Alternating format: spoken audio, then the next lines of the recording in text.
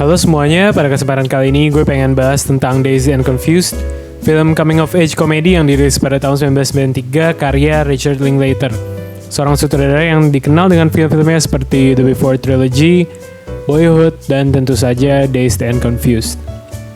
Sebelum gue lanjut, gue mau bilang dulu bahwa gue bakal ngebahas film ini dengan full spoilers, jadi kalau kalian gak mau kena spoiler, mending jangan nonton video ini dulu. Ya walaupun sebenarnya gak ada juga yang bisa di-spoil sih dari film ini ya. Dan kayaknya sih sebenarnya gue belum pernah ngomong soal Linklater di channel ini ataupun di akun Instagram Woodcock. Emang sih sebenarnya gue bukan yang fans banget gitu sama dia. Mungkin salah satu take atau opini paling kontroversial gue itu adalah bahwa gue nggak begitu suka The Before Trilogy. Oke, mungkin lebih spesifik lagi film pertamanya ya. Kalau nggak salah tuh Before Sunrise ya. Soalnya gue baru nonton itu doang sih. Dan gak tertarik untuk nonton kedua sequelnya. Dulu waktu SMA gue punya temen yang suka banget sama trilogi itu, dan dia selalu ngomongin betapa indahnya kisah cinta antara karakternya Julie Delpy dan Ethan Hawke ya. Tapi gue gak pernah ngerti. Dan sampai sekarang pun kemanapun gue pergi dan kepada siapapun gue ngobrol, pasti Before Trilogy tuh muncul di pembicaraan orang-orang yang suka film. Dan biasanya sih gue diem-diem aja kalau lagi pada ngomongin film-film itu ya. Tapi di sisi lain gue juga nonton dua film Linklater lain saat gue SMA, yaitu Boyhood dan juga Dazed and Confused. Dan gue suka banget sama kedua film itu. Namun sayangnya sih gue belum sempet revisit kedua film itu ya, sampai akhirnya kemarin gue memutuskan untuk nonton lagi Dazed and Confused setelah sekian lama. Nah jadi film ini tuh bercerita tentang hari terakhir sekolah sebelum liburan musim panas kayaknya ya di Texas, Amerika pada tahun 1976. Film ini tuh nggak memiliki karakter utama yang kita ikutin terus sepanjang film. Melainkan ada beberapa kelompok anak-anak SMA yang kehidupannya itu pada hari terakhir itu ya disorot oleh Linklater. Ada sih karakter-karakter yang dari awal sampai akhir filmnya tuh muncul terus ya. Dan karena film ini diset di Amerika, jadi karakter-karakternya itu kebanyakan adalah stereotype dari anak-anak SMA di US. Contohnya tuh ada cowok-cowok anak tim football yang tukang bully, terus ada cewek-cewek populer, ada anak-anak baru yang masih culun gitu, dan juga ada karakter paling ikonik di film ini, yaitu karakternya Matthew McConaughey, seorang pria dewasa yang umurnya mungkin udah 20 tahun tapi masih suka main sama anak-anak SMA. Di film inilah line alright yang ikonik itu lahir. Oke, jadi pada dasarnya sih Dazed and Confused itu film yang suka gue kategorikan sebagai film no plot just vibes. Yaitu film-film yang sebagian besar dari jalan ceritanya tuh nggak ada plot atau naratif yang jelas, sehingga penonton itu diajak untuk lebih menikmati suasana dan pengalaman menontonnya ketimbang mengandalkan cerita yang mind blowing atau studi karakter yang dalam. Dan mungkin contoh-contoh dari film seperti ini tuh kayak Goodbye Dragon Inn-nya Tsai Ming Liang ya. Atau bahkan juga Gamo-nya Harmony Korine.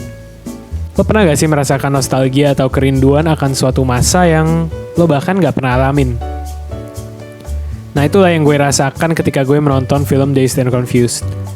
Gue merasa transported atau ikut menjadi anak SMA di tahun 70-an di Amerika atau lebih tepatnya di Texas. Meskipun gue gak tinggal di masa itu, dan bahkan gue baru lahir di akhir abad ke-20 ya. Lebih dari 20 tahun setelah latar dari film ini.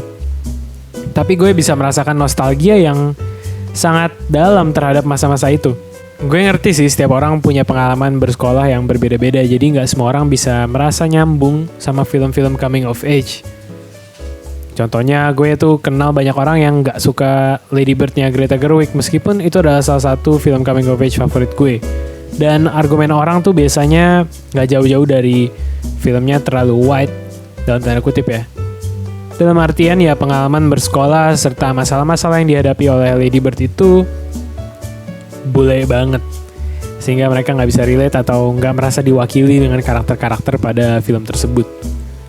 Sama halnya dengan Dazed and Confused ya, pasti ada aja orang yang melihat bahwa waktu gue SMA tuh gak kayak gitu. Tapi entah kenapa meskipun gue orang Indonesia dan gue SMA di Indonesia, gue tuh bisa merasakan nostalgia yang cukup dalam melalui film ini. Dan gue rasa kehidupan anak SMA yang ditunjukkan oleh Linklater di film ini sebenarnya gak jauh beda dengan apa yang kita rasakan di sini. Oke, mungkin di sini nggak semua orang punya mobil dan nggak semua orang juga bisa pesta terus dari malam hingga subuh terus minum alkohol. Tapi inti dari pengalamannya tuh sebenarnya mirip. Di film ini kan ceritanya lagi ada ritual hazing gitu ya, atau kalau kalian nonton review gue untuk film Raw itu disebut sebagai bizutage di Perancis. Nah ini kan di Indo juga ada ya. Biasanya tuh kita sebutnya sebagai ospek atau mos gitu kan. Terus archetype dari kehidupan SMA tuh juga banyak muncul di sini ya, kayak karakter-karakter yang tadi udah gue sebut juga, kayak alumni gabut, terus ada karakter stoner juga, anak-anak populer, anak-anak pinter, bahkan kayak tadi ada anggota tim football yang mungkin kalau di sini tuh kayak tim bolanya gitu ya. Dan menurut gue itu adalah archetype yang universal gitu dan bisa lo temuin di manapun. Nah berhubung soal karakter, menurut gue sih mereka lah yang membuat film ini terasa sangat hidup dan nyaman untuk ditonton. Seperti yang gue bilang tadi, Richard Linklater tuh ngambil archetype yang sangat-sangat tipikal kita temuin di kehidupan nyata. Tapi entah gimana, mereka nggak pernah terkesan klise. Sebut aja karakter Mitch Kramer, seorang anak baru yang belum kenal yang namanya alkohol atau marijuana ya. Dia punya kakak perempuan yang merupakan cewek populer di sekolahnya. Dan sebenarnya karakternya dia biasa aja ya, dan gak ada yang particularly stand out dari dia. Tapi gue melihat dia itu sebenarnya penuh rasa penasaran, dan gue tahu banget pasti buat dia itu rasanya sangat memuaskan atau fulfilling diajak sama senior-seniornya untuk nongkrong bareng. Gue bisa melihat sedikit dari diri gue di dalam diri Mitch ya, dimana gue pun juga begitu pada zaman-zaman SMA ya. Ngelihat senior tuh kayak gede-gede banget dan gue tuh pengen dapet validasi dari mereka. Padahal pas gue nya jadi senior tuh rasanya ya biasa aja. Terus karakter Wooderson juga yang dimainin oleh Matthew McConaughey tadi itu mengingatkan gue kepada alumni-alumni gue yang dulu tuh suka banget muncul di tongkrongan. Waktu gue kelas 1 SMA, gue sama teman-teman gue sering ngeliat kayak abang-abangan yang tampangnya udah tua gitu dan mereka ada di tongkrongan kita. Awalnya bingung kan kayak siapa nih, serem banget. Dan terus kita ngeliat mereka ngobrol-ngobrol sama senior kelas 3 dan akhirnya baru tahu kalau mereka tuh sebenarnya alumni. Walaupun kesannya agak suram gitu ya, udah alumni tapi masih nongkrong sama anak SMA. Tapi entah kenapa gue dan teman-teman gue selalu excited buat denger cerita-cerita mereka, kayak seru aja gitu. Meskipun pas gue jadi alumni SMA gue ya, gue tuh ogah banget juga balik ke tongkrongan sih. Kayak ngapain kan gitu, kayak gabut banget. Dan juga ada karakternya si Slater yang stoner yang kerjanya tuh cuma ngeganja doang. Itu pun juga mengingatkan gue terhadap temen gue yang dulu tuh juga ya gak jauh beda lah kerjanya. Dan bahkan ada karakter Randall Floyd juga ya, yang merupakan quarterback atau bisa dibilang kapten tim football SMA mereka, yang lagi menghadapi dilema gitu untuk menandatangani perjanjian dengan coach atau pelatihnya yang membuat dia gak boleh macem-macem selama musim footballnya berlangsung. Dan itu juga menggambarkan dilema yang dihadapi oleh banyak anak SMA. Dia harus mengambil keputusan di mana kalau dia tanda tangan perjanjian tersebut, dia tuh tetap bisa menjadi bagian dari tim footballnya dan memiliki kesempatan untuk juara. Tapi ada satu hal yang harus dia korbankan ketika ia memilih hal ini, yaitu adalah kebebasannya. Menurut gue, kebebasan atau freedom itu adalah ide yang sentral atau hal penting yang mau diangkat oleh Linklater di film ini ya, secara sadar ataupun nggak sadar. Mulai dari setting filmnya yang di hari terakhir sekolah itu udah melambangkan kebebasan sih. Bebas dari belajar, bebas dari guru, bebas dari tanggung jawab. Dan gue rasa film ini tuh berhasil nge-capture esensi dari kata kebebasan itu. Sebagai orang yang udah masuk di dunia kerja ya, gue tuh sering tiba-tiba kangen sama masa-masa SMA dan kuliah gue. Dan hal yang paling gue rindu itu adalah kebebasan. Kebebasan untuk melakukan hal-hal bodoh dan lo gak harus bertanggung jawab akan hal tersebut. Kebebasan untuk gak mikirin besok makan apa. Kebebasan untuk nongkrong sampai subuh tanpa mikirin harus bangun jam berapa nanti. Sekarang gue harus bertanggung jawab untuk diri gue sendiri. Dan ada scene yang gue suka banget di penghujung filmnya, itu saat mereka lagi rebahan aja gitu di lapangan football. Dan Randall bercerita lah tentang dilema yang lagi dia hadapin ya. Terus si Wooderson itu bilang suatu line yang ikonik yang berbunyi seperti kayak, "You gotta do what Randall Pink Floyd wants to do, man.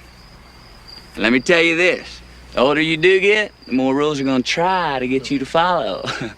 You just gotta keep living, man. Livin." Nah sedihnya yang dibilang Wooderson itu benar. Kertas perjanjian yang Randall disuruh tanda tangan itu adalah satu dari berbagai macam kertas perjanjian lain yang lo bakal tanda tangan di masa depan. Kayak contohnya aja kontrak kerja.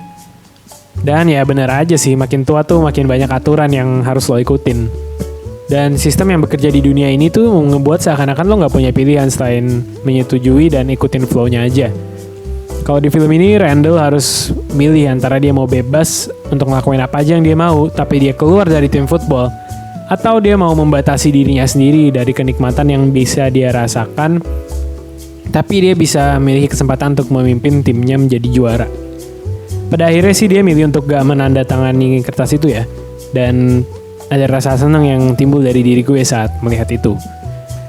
Mungkin ya dia bisa memilih pilihan ini gara-gara dia masih bisa nikmatin konsekuensi dari mengambil keputusan yang dalam tanda kutip bebas ya. Karena dampaknya ya paling sebatas dia gak bisa ikut tim footballnya aja, gak mengubah trajectory dari hidupnya gitu. Sedangkan setelah masa SMA, semakin tua tuh kita makin dihadapi dengan pilihan yang semakin konsekuensial dan kita gak bisa ngasal milih. Karena dampak dari keputusan itu sangat besar di kehidupan kita ya, apalagi di dunia kerja. Nah gue juga suka satu percakapan di mobil yang terjadi di antara kelompok anak-anak pinternya itu. Dan ada cewek di situ yang bernama Cynthia dan dia ngomong tuh kayak semacam, kalian pernah gak sih ngerasa kalau apa yang kita lakukan di saat ini tuh tujuannya hanya untuk mempersiapkan kita di masa depan? Terus dia lanjut dengan ngomong kalau dia tuh gak mau untuk berpikir bahwa apapun yang dia lakukan di saat ini itu cuman hal insignifikan yang akan mempengaruhi apa yang dia peroleh di masa depan. Ya intinya sih dia pengen live in the moment aja, dan menurut gue itu masih relevan banget ya buat gue sekarang. Karena gue pun juga kadang terlalu fokus kepada mempersiapkan masa depan gue sampai gue tuh lupa nikmatin momen-momen yang ada di depan mata gue. Dan gue rasa itu adalah masalah yang dihadapi oleh banyak anak muda. Sesuai apa yang gue omongin tadi, yang paling gue suka dari film ini adalah vibes-nya itu sendiri ya, atau suasana lah kalau dalam bahasa Indonesianya. Menurut gue film ini berhasil menangkap suasana SMA dan membuat penontonnya tuh merasa santai aja gitu. Linklater bilang bahwa menurut dia SMA tuh gak sedramatis yang ditampilkan di film-film coming of age pada umumnya. Mungkin kayak filmnya John Hughes gitu ya. Jadi dia pengen bikin film yang berlatar di SMA tapi menurut pandangan dia sendiri, dimana gak ada tuh yang namanya drama-drama lebay. Gue rasa ini ngebuat Dazed and Confused menjadi film coming of age yang unik ya, dibandingkan dengan film-film yang berlatar di SMA lainnya gitu. Dan ketika menonton film ini gue bisa vibing aja. Gue gak merasa tegang, ataupun takut, atau bosen, atau sedih. Tapi gue merasa nyantai dan asik aja. Dan selain dari jalan ceritanya yang gak terstruktur, mungkin yang ngebuat film ini terasa asik itu adalah dialognya sih. Linklater kan terkenal ya dengan keahliannya dalam menulis dialog, dan itu ditunjukkan di film-film Before Trilogy yang sebagian besar itu cuma di-carry oleh percakapan antara dua orang leadnya. Tapi di film ini dialognya tuh jauh lebih nyantai, dan pembicaranya tuh lebih gak konsekuensial dan lebih seru juga. Padahal isi pembicaranya tuh dangkal banget, tapi entah kenapa dia bisa bikin suasananya jadi nyaman. Menurut gue dengan Dazed and Confused, Linklater berhasil menciptakan suatu hal yang spesial karena gak semua sutradara tuh bisa nge-transport penontonnya ke masa lalu dan bikin mereka merasa nostalgic akan masa itu. Padahal filmnya berlatar di waktu dimana mereka belum lahir.